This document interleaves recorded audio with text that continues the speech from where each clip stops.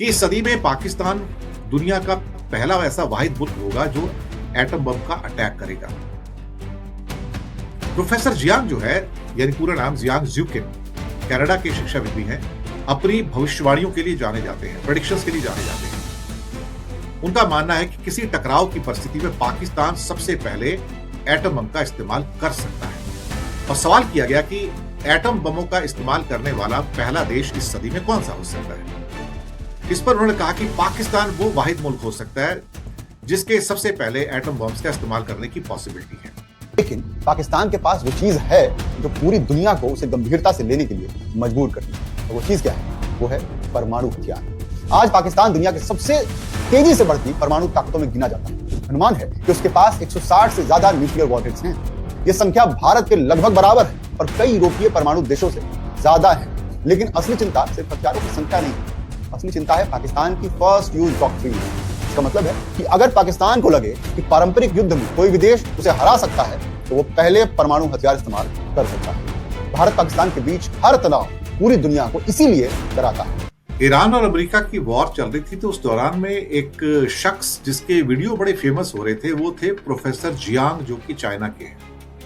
Multiple उनके theories आती थी, कई थ्योरी ठीक भी थी, कई गलत भी थी, कई बढ़ा चढ़ाकर बताई जा रही थी, कईयों में ईरान को बढ़ा चढ़ाकर बताया जा रहा था, कईयों में कुछ और बातें भी कही जा रही थी।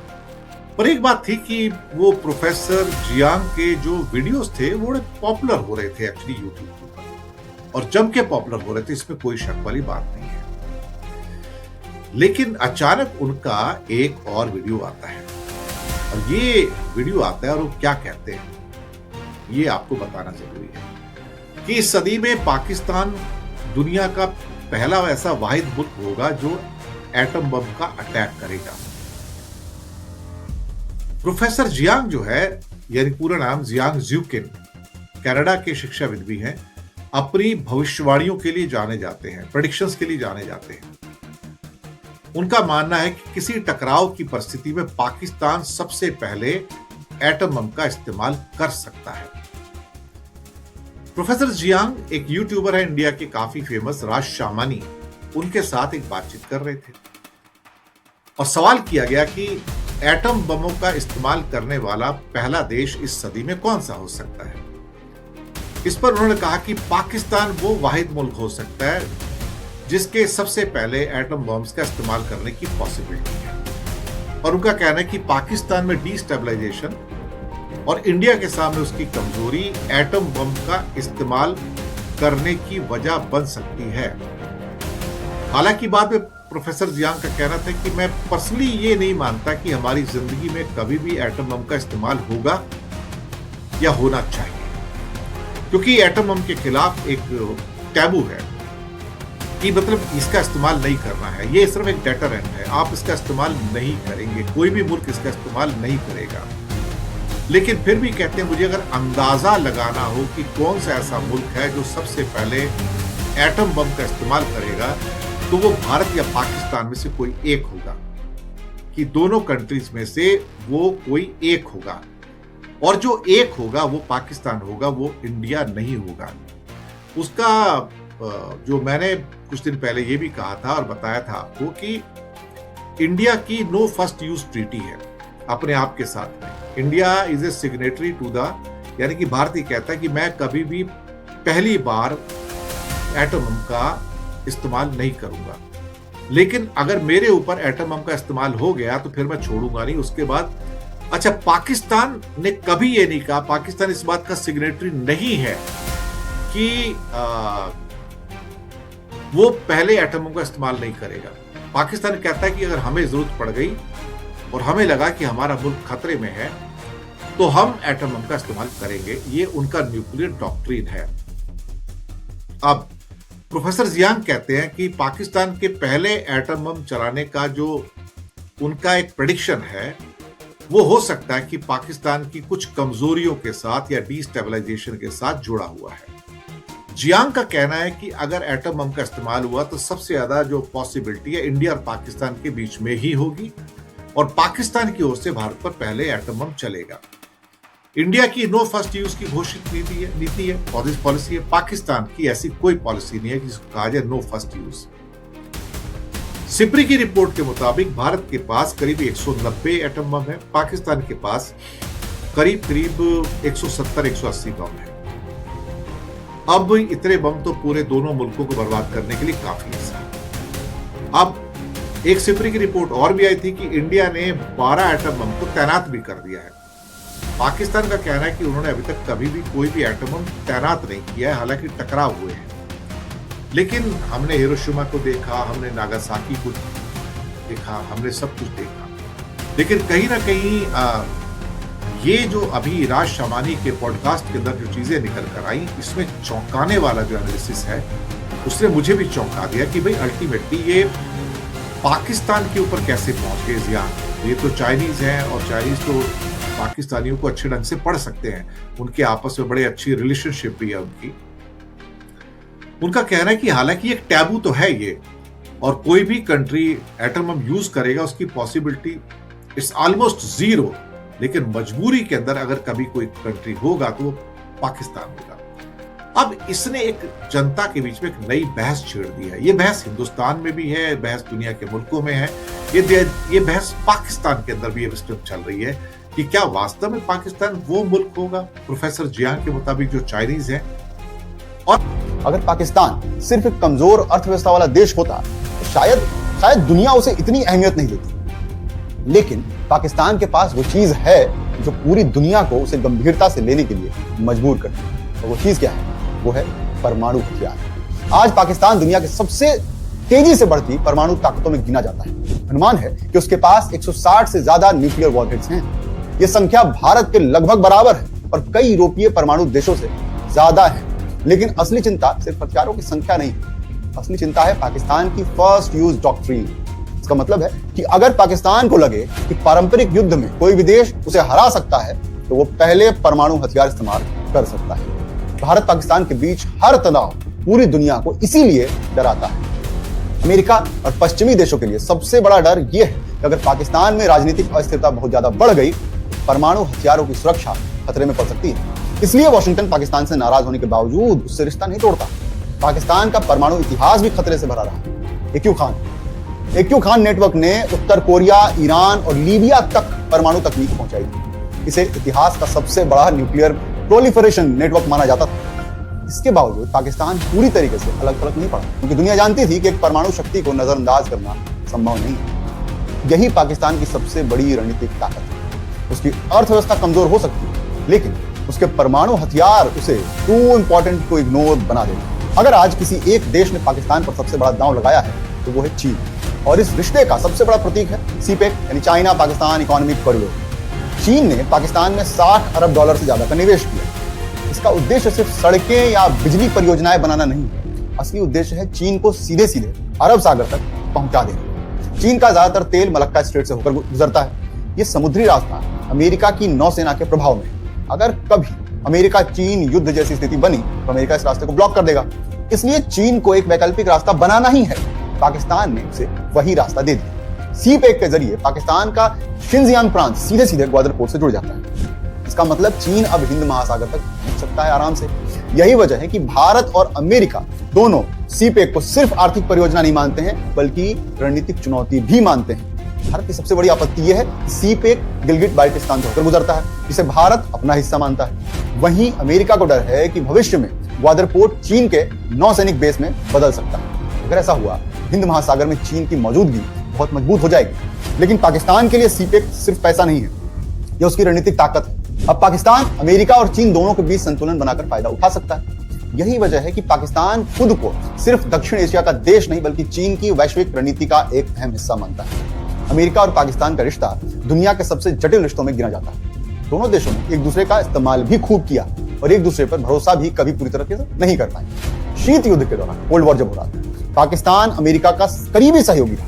उसने सिएटो और सेंटो यानी CSEATO और CENTO जैसे अमेरिकी गठबंधनों में हिस्सा लिया। बदले में अमेरिका ने पाकिस्तान को सैन्य और आर्थिक मदद दी। लेकिन असली साझेदारी 1980 के दशक में हुई, जब सोवियत संघ ने अफगानिस्तान पर हमला किया। अमेरिका ने पाकिस्तान की ISI के साथ मिलकर अफगान मुजाहिदीन को हथियार और पैसा दिया। इसी दौर में तालिबान और कई चरमपंथी नेटवर्क मजबूत हुए। 2001 में 9/11 के बाद पाकिस्तान अचानक अमेरिका का मेजर नॉन नेटो एलाई बन गया। अमेरिका को अफगानिस्तान में युद्ध के लिए पाकिस्तान की जरूरत थी। अगले कुछ वर्षों में अमेरिका ने पाकिस्तान को $33 अरब से ज्यादा सहायता दी। इसी दौरान अमेरिका को यह भी महसूस हुआ कि पाकिस्तान एक तरफ अमेरिका से पैसा ले रहा है और दूसरी तरफ तालिबान को पूरी तरह खत्म भी नहीं कर रहा है। 2011 में जब उसामा बिन लादेन पाकिस्तान के एबटाबाद में मिला तो अमेरिका और पाकिस्तान के रिश्ते सबसे निचले स्तर पर पहुंच गए। उसके बाद अमेरिका पाकिस्तान से रिश्ता खत्म नहीं कर पाया। कारण साफ था, परमाणु हथियार। अफगानिस्तान और चीन। अमेरिका जानता है कि अगर पाकिस्तान पूरी तरह चीन के प्रभाव में चला गया तो दक्षिण एशिया में शक्ति संतुलन बदल जाए। यानी यह रिश्ता भरोसे पर नहीं, मजबूरी पर भी टिका हुआ है। अगर पाकिस्तान की राष्ट्रीय पहचान को किसी एक चीज ने सबसे ज्यादा प्रभावित किया है तो वो है भारत। 1947 का विभाजन सिर्फ राजनीतिक घटना नहीं था, बल्कि एक ऐसा जख्म था जिसने दोनों देशों की राजनीति को हमेशा के लिए बदल दिया। पाकिस्तान की सेना और सुरक्षा नीति का बड़ा हिस्सा भारतीय खतरे के इर्द गिर्द बना। यही कारण है कि पाकिस्तान ने अपनी कमजोर अर्थव्यवस्था के बावजूद भारी सैन्य खर्च बनाए रखा। भारत और पाकिस्तान 4 युद्ध लड़ चुके हैं, 1947, 1965, 1971 और 1999 का कारगिल। इसके अलावा कश्मीर को लेकर के लगातार तनाव बना रहता है। पाकिस्तान ने वर्षों तक कश्मीर में प्रॉक्सी वॉर की रणनीति अपनाई। लश्कर-ए-तैयबा, जैश-ए-मोहम्मद जैसे संगठनों के जरिए भारत पर दबाव बनाने की कोशिश की गई, लेकिन समय के साथ भारत और पाकिस्तान के बीच शक्ति संतुलन तेजी से बदल गया। आज भारत की अर्थव्यवस्था पाकिस्तान से कई गुना बढ़ी। भारत की सैन्य क्षमता भी कहीं ज्यादा मजबूत है और यही वजह है कि पाकिस्तान अपनी सुरक्षा के लिए परमाणु हथियारों पर ज्यादा निर्भर हो गया। भारत के लिए पाकिस्तान सिर्फ आतंकवाद का स्रोत ही नहीं है, बल्कि चीन पाकिस्तान गठबंधन का हिस्सा भी है। भारत को डर है कि चीन सीपेक और ग्वादर के जरिए उसे रणनीतिक रूप से घेरने की कोशिश कर रहा है। इसलिए भारत की इंडो पैसिफिक रणनीति में पाकिस्तान अप्रत्यक्ष रूप से हमेशा मौजूद रहता है। यानी भारत पाकिस्तान दुश्मनी सिर्फ 2 देशों की लड़ाई नहीं है, बल्कि पूरे एशियाई शक्ति संतुलन का एक हिस्सा बन चुका है। दुनिया का शायद ही कोई दूसरा देश होगा जो एक साथ अमेरिका, चीन, रूस, भारत, सऊदी अरब और इस्लामिक दुनिया सभी की रणनीति में इतना महत्वपूर्ण होगा। अमेरिका पाकिस्तान को परमाणु सुरक्षा, आतंकवाद और चीन के संदर्भ में देखता है। चीन पाकिस्तान को अपने बेल्ट एंड रोड इनिशिएटिव का सबसे महत्वपूर्ण केंद्र मानता है। भारत पाकिस्तान को अपनी राष्ट्रीय सुरक्षा के सबसे बड़े खतरे में गिनता है। रूस पाकिस्तान के जरिए दक्षिण एशिया और मध्य एशिया में अपना प्रभाव बढ़ाना चाहता है। सऊदी अरब पाकिस्तान को इस्लामिक दुनिया की परमाणु ताकत के रूप में देखता है और मुस्लिम दुनिया पाकिस्तान का महत्व इसलिए भी ज्यादा है क्योंकि वह दुनिया का एकमात्र परमाणु हथियार संपन्न मुस्लिम बहुल देश है। यही कारण है कि पाकिस्तान की आर्थिक कमजोरी के बावजूद उसकी रणनीतिक कीमत बहुत ज्यादा है। दुनिया की हर बड़ी शक्ति किसी न किसी कारण से पाकिस्तान के साथ रिश्ता बनाए रखना चाहती है, लेकिन पाकिस्तान की खासियत यह भी है कि उसने हमेशा इन ताकतों को एक दूसरे के खिलाफ बैलेंस करने की कोशिश की है। कभी अमेरिका से मदद ली, कभी चीन से निवेश ली, कभी सऊदी अरब से आर्थिक सहयोग लिया। यानी पाकिस्तान सिर्फ सुपर पावर का मोहरा तक नहीं है, कई बार वो खुद भी इस खेल को अपने तरीके से खेलता रहता है। पाकिस्तान ने दशकों तक अफगानिस्तान को रणनीतिक गहराई यानी कि स्ट्रेटेजिक डेप्थ के रूप में देखा है। उसका मानना था कि अगर अफगानिस्तान में भारत समर्थक सरकार हुई तो पाकिस्तान 2 तरफ से घिर जाएगा। इसलिए उसने तालिबान को समर्थन दिया। 1990 के दशक में पाकिस्तान की ISI ने तालिबान को मजबूत करने में अहम भूमिका निभाई। शुरुआत में पाकिस्तान को लगा कि वो अफगानिस्तान में अपने प्रभाव वाली सरकार बना रहा है, लेकिन धीरे धीरे यही रणनीति उसके लिए सबसे बड़ा खतरा बन गई। तालिबान के साथ साथ पाकिस्तान में तहरीक-ए-तालिबान पाकिस्तान यानी कि TTP भी मजबूत हो गई। इस संगठन ने पाकिस्तान के अंदर हजारों हमले किए।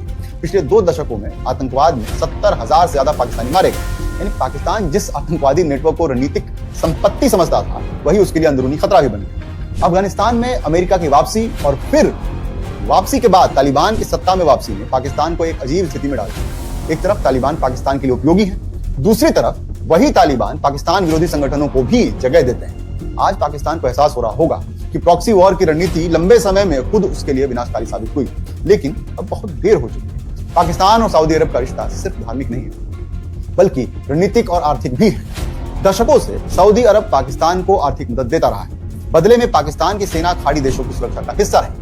लाखों पाकिस्तानी खाड़ी देशों में काम करते हैं और हर साल अरबों डॉलर की रिमिटेंस पाकिस्तान भेजते हैं। पाकिस्तान की अर्थव्यवस्था के लिए यह पैसा बहुत महत्वपूर्ण होता है। इसलिए इस रिश्ते का एक और पहलू भी है। सऊदी अरब ने वर्षों तक पाकिस्तान में मदरसों और धार्मिक संस्थाओं को फंड किया।